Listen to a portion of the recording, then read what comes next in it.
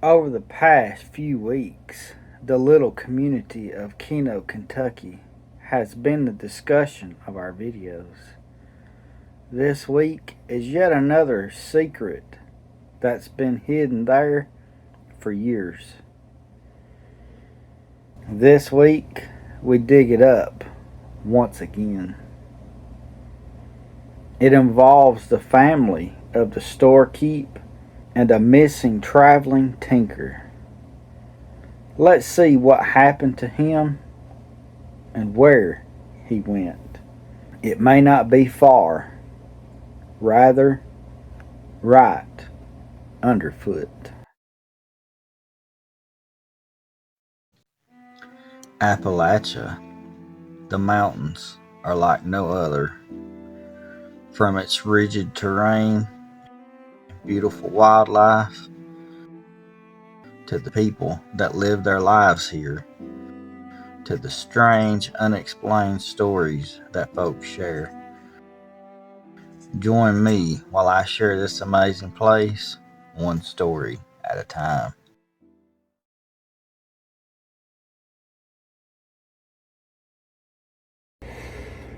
This story involves the Green family. Henry Green, brother of Jimmy Green, the shopkeep of the Keno store. There was a mile and a half from the store to Henry's house as the roads go. As the crows flies, it was less than 1/2 mile. Henry and his wife Zula bought their farm. They lived there their whole life. In the 1930s, between Jimmy taking the store over from their father and Henry and Zula buying the farm, there was a tinker that came through the area, as tinkers would do, to sell their wares. They would often stay all night at someone's house if it was after dark. Tinkers still traveled by horse and buggy. No one ever found out why, but the Bonnet boys and the McTavish men helped the Green boys kill the tinker. They took his body and buried it under the floorboards of Henry and Zula's home. Zula did not know why Henry put new floorboards down. Zula questioned Henry, and he told her they were stained somehow, so he replaced them. Not long after the tinker disappeared, people that knew him know the route he took when he was in that area. They come looking for him, going from house to house, asking if they'd seen the tinker. And each one said, "We sure did. He stopped by and he sold me this or that." Each home they visited repeated the same story. That is, until they got to the greenhouse. They asked Henry Green, had he seen that tinker? Henry said, well, in fact, he had not seen the tinker at all.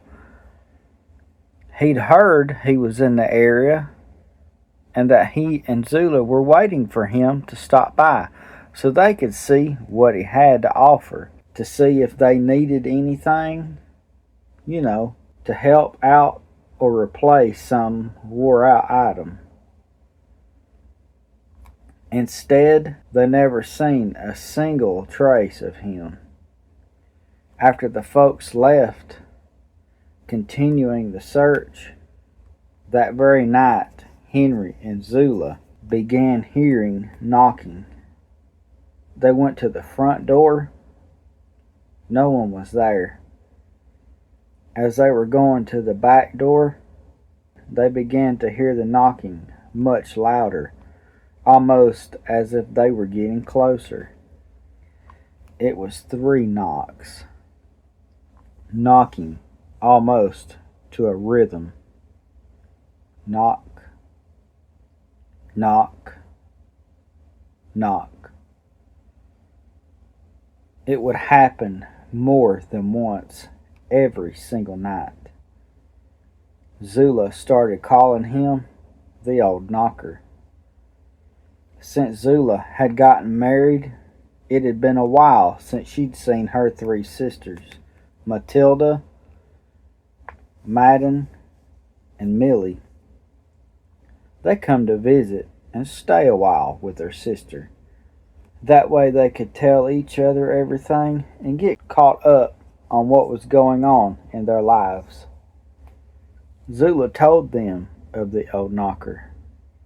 They said, "Just ignore him, he'll eventually quit." Then they went to bed upstairs, and the next morning the three sisters come downstairs with all their belongings packed. Zula was concerned and asked them, "Where y'all going?" They replied, "Now, Zula, you told us of the knocking, but you didn't tell us that he would try and crawl into bed with us." And with that, they left. They did come visit from time to time, but not one single time would they ever stay the night. The old knocker was still there. Edna Green, the daughter of Henry and Zula, married into the McTavish family that was always around. Edna and her husband Wally McTavish was given part of the Green farm, just right across the road. They built a home of their own. Henry and Zula would pass away in the early 1990s, so the house where the knocker was sat empty for a few years. Susie, sister to Edna, decided she'd like to live on the farm. She allowed Susie to move in. Susie got her things moved in. Now old Henry, he had a wind-up clock that hung on the wall between the kitchen and living room. Susie had been there a few days, just getting everything where she liked it. Susie had that old farmhouse looking right nice. A day or so later, Susie decided to wind up that old clock. It was always there the whole time she was growing up. Always running, and it kept time better than her ma and pa's watches. Susie wound it up and put it back in its place on that wall, then turned it on. As always, the clock's hand started to move, but backwards and fast too. Susie quickly turned it off, and then the three knocks started. She tried taking the clock down and cleaning it inside and out. Susie said, "Now, you old clock, you'll run right, won't you? Seems as I cleaned it all up." She hung it on the wall once again, turned it on, and yet again it ran backwards. The whole time Susie lived there, all her other clocks worked just fine. When Susie moved on to another place, she took her pa's old clock for a keepsake.